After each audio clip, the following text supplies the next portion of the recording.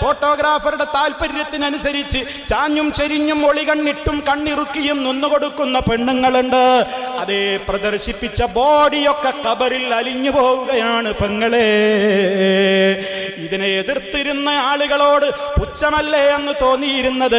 അതിന് പ്രോത്സാഹിപ്പിച്ച കൂട്ടുകാരികൾ ഉണ്ടായിരുന്നു, നാട്ടുമൂപ്പന്മാരുണ്ടായിരുന്നു, കൂടെ പഠിച്ചവരുണ്ടായിരുന്നു, അയൽക്കാരുണ്ടായിരുന്നു, ഒപ്പം പഠിച്ചവരുണ്ടായിരുന്നു. പക്ഷേ ഖബറിലെത്തിയപ്പോ ഇതൊക്കെ മുട്ട പൊട്ടി ഒലിച്ച് അഴുകുന്നത് പോലെ മൂന്നാം നാളീ രണ്ട് കണ്ണിന്റെ കവിൾത്തടത്തിലേക്ക് മുട്ട പൊട്ടി ഒലിക്കുന്നത് പോലെ രണ്ട് കണ്ണുകളങ്ങ് പൊട്ടി ഒഴുകാൻ തുടങ്ങുന്നു.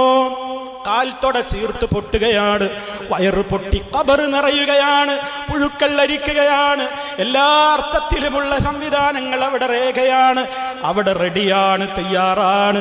അതിൻ്റെ ഇടയിൽ ഈ മലക്കുകളുടെ ചോദ്യം തുടക്കത്തിലേ അങ്ങ് കഴിയും.